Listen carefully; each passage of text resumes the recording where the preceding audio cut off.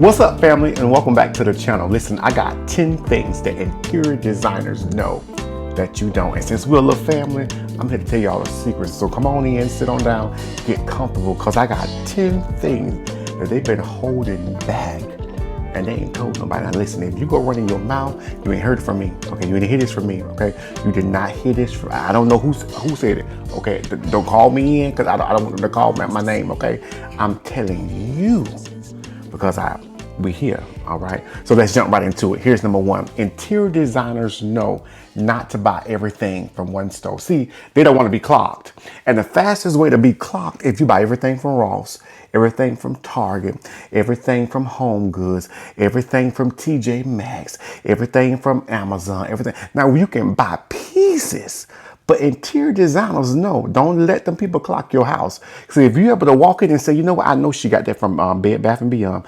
I know, see, that's bad cop right there. I seen that when I walked in on that floor. If you're able to be clocked, that ain't it. Interior designers know the best way to make a home feel custom is to be able to get your pieces from different places, even if that means getting imported in. Okay, so don't go to the store. You done got your rug from the same store. You done got your table from the same store. You done got your wall art from the same store. You done got your man from the same, excuse me, not your man, but you done got all, you see what I'm saying? You done got all these things from the same store, and we able to walk into your house and identify, oh, she got that from Z Gallery. Oh, she got that. Don't do that, because interior designers know if you want it to say custom, you're going to have to move around and move about. So you can't let that money burn your hand where you spending all your money at the same store. Let's go to number two. Interior designers know never sacrifice the price over quality, because they understand I'm not gonna buy this twice. If I bought it this time, it's gonna last me at least 10 years from now. So we're looking for quality. Quality don't mean it's gonna always be expensive, but it does mean this thing can last through the test of time. So we never gonna sacrifice the price over quality. Well, they got a good sale, I got to go see. No. You don't need to go see. Because see, interior design, they're not looking for sales, because they understand this stuff is expensive, but it lasts you. So it's not about the sale. So stop running out the sale. Stop running out the sale and see, is this going to last? Because everything on sale ain't quality. Everything on sale is not quality, and they know that. And so I want you to know, don't do that. Now you can go, and if they got a sale, you may find you one or two things. But if they ain't got a sale, then you're gonna have to sit this one out, and you're gonna have to be okay with it, okay? Because we're not trying to build a thrift store. Okay, we're trying to build a custom home. Let's go to the next one.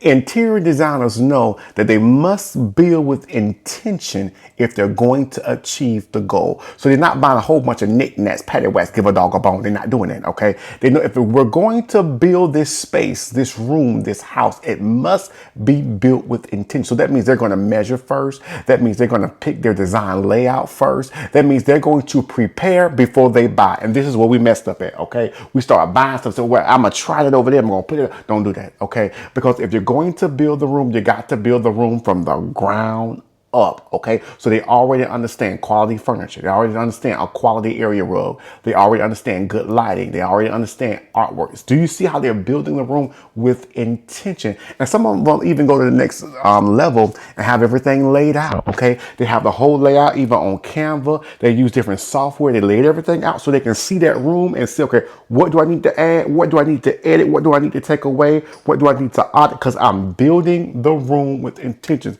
So interior designers know that I'm not just putting colors together.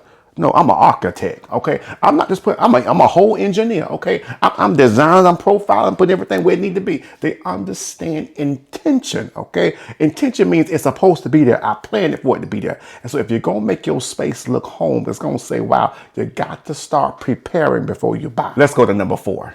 Don't ignore functionality. Interior designers know that when they're designing for a client or even for themselves, it got to be functional, okay? You got all this nice stuff, but you can't eat, you can't turn around, you can't grab a blanket, you can't mess up a pillow because it's not functional. And so if it's not functional, you can't maintain it. And if you can't maintain it, then eventually it's going to become an antique store, and we don't want that, okay? So they understand it has to be functional. I don't care how beautiful your entryway is. If I can't put my keys down, it's not functional. I don't care how good your living room is. If I can't lay down and stretch and watch a good Netflix movie, it's not functional. So you may not need that couch because that couch get dirty and dingy, okay? You may have to go with the performance material, okay? See, my couch is performance. That means I can take the top off and I can go put it in a wash machine. I can wash it and I can put it back on the pillows because it's a performance material. It's a performance fabric, okay? And you got to do that when you're buying things. You got to recognize, okay, I got kids. I know how my kids are, okay? I know they working, okay? I don't know what they're working with, but they're working. I'm gonna have to help them, okay? Because if not, I'm gonna have to hold them. So does this fabric, is it easy wash on, wash off? What we're dealing with? If you're gonna deal with function, if you're gonna talk about function, even your area rug, is it washable? Can it be washable? Okay. Maybe you want to go for that route until you're able to do better. All right. So you got to understand it doesn't matter how you design. If it's not functional, it's not going to last. If it's not functional, it's not going to work. Okay. And the interior designers know that. Okay. Let's go to the next one. Less is king. Texture is queen. I need you to say that with me. Less is king.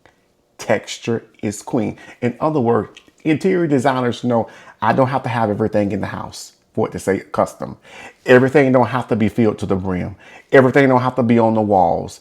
I don't have to buy a piece for every little corner. It don't have to do that because less is king. It helps the house to be calm. It helps the house to stay warm. It helps the house to stay custom and not cluttered. So less is king and texture is queen. And when the texture is right, that thing set it off. Have you ever seen a queen walk through a room?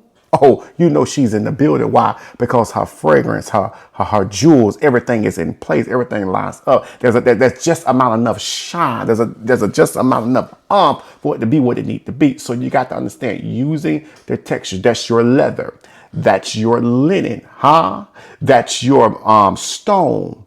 That's your brass. Using texture to bring into the room helps the room to say finish. So less is king. Texture is queen. Let's go to the next one. Lighting is more important than furniture. Now, I know what I said in previous videos, but this is what the interior designers know that we don't know. Lighting is more important.